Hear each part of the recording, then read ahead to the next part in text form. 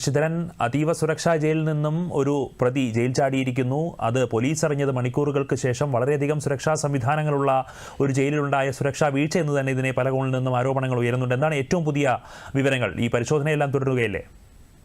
പുലർച്ചെ 4:15-നും 6:30-നും ഇടയിലാണ് ജയിൽ ചാടിയതെന്നാണ് കരുതുന്നത്. ജയിലിന്റെ തെക്കേ വശത്തെ മതിൽ ചാടിക്കടന്നുകൊണ്ടാണ് ഗോവിന്ദസ്വാമി പുറത്തേക്ക് കടന്നതെന്നും കരുതുന്നു.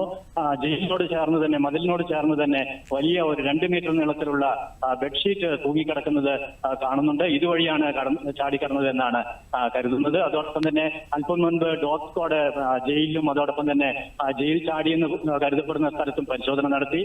അതിനുശേഷം ഡോഗ് നേരെ പള്ളിക്കുന്ന് ഭാഗത്തേക്കും കണ്ണൂർ ഭാഗത്തേക്കുമാണ് പോയത്. അതിനിടെ പള്ളിക്കുന്ന് LIC ഓഫീസിന് സമീപത്ത് ഇദ്ദേഹത്തെ കണ്ടുവെന്ന പ്രചാരണത്തെ തുടർന്നുള്ള പരിശോധനയും പുരോഗമിക്കുകയാണ്. അതീവ സുരക്ഷ അർഹിക്കുന്ന സെൻട്രൽ ജയിലിൽ നിന്നാണ് ഇന്ന് പുലർച്ചെ ഗോവിന്ദസ്വാമി ജയിൽ ചാടിയിട്ടുള്ളത്. ശക്തമായുള്ള പരിശോധന ജില്ലയിലെങ്ങും സംസ്ഥാനത്തിന്റെ പല ഭാഗത്തുമായിട്ട് പുരോഗമിക്കുകയാണ്. കർശനമായ പരിശോധന ഓരോ ഭാഗത്തും നടക്കുന്നുണ്ട്.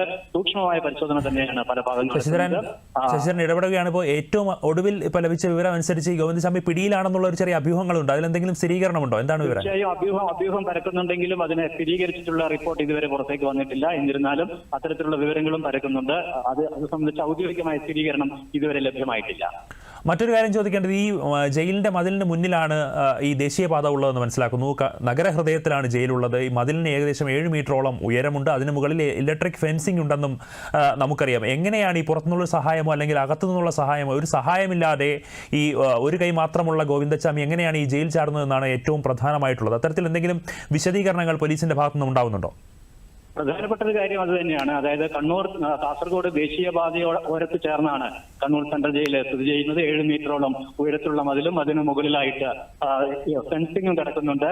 ഒരു കൈ മാത്രമുള്ള ഗോവിന്ദസ്വാമി എങ്ങനെയാണ് ഇത്രയും ഉയരത്തിലുള്ള സെൻട്രൽ ജയിലിന്റെ മതിലുകൾ ചാട്ടിക്കടന്നത് എന്ന കാര്യത്തിൽ ഇപ്പോഴും അഭ്യൂഹം നിലനിൽക്കുകയാണ്. മറ്റാരുടെയെങ്കിലും സഹായം ഇതിനായി ലഭിച്ചിട്ടുണ്ടോ എന്ന കാര്യത്തിലുമുള്ള കാര്യങ്ങൾ പരിശോധിക്കേണ്ടതുണ്ടെന്നാണ് പോലീസ് പറഞ്ഞിട്ടുള്ളത്.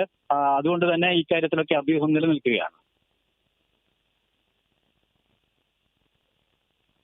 എന്തായാലും അതീവ ദുരൂഹമാണ് ഈ സംഭവം എന്ന് പറയുന്നത്. ഗോവിന്ദസ്വാമി അതീവ സുരക്ഷാ ജയിലിൽ നിന്നും മതിൽ ചാടി രക്ഷപ്പെട്ടിരിക്കുന്നു എന്നുള്ളൊരു വാർത്ത പോലീസ് സ്ഥിരീകരിക്കുന്നുണ്ട്. അത് കണ്ടെത്താൻ മണിക്കൂറുകൾ എടുത്തു എന്നുള്ളതും സംശയാസ്പദമാണ്. CCTV ദൃശ്യങ്ങളടക്കം പരിശോധിച്ചുകൊണ്ടുള്ള ഒരു പരിശോധന നടക്കുന്നുണ്ട്. അതിനിടെ ഗോവിന്ദസ്വാമി പിടിയിലായി എന്നുള്ള അഭ്യൂഹങ്ങളും പരക്കുന്നുണ്ട്. എന്തായാലും അതിൽ ഒരു സ്ഥിരീകരണം വരേണ്ടതുണ്ട്. എന്തായാലും വിശദാംശങ്ങൾ നൽകിയത് KO ശശിധരനായിരുന്നു.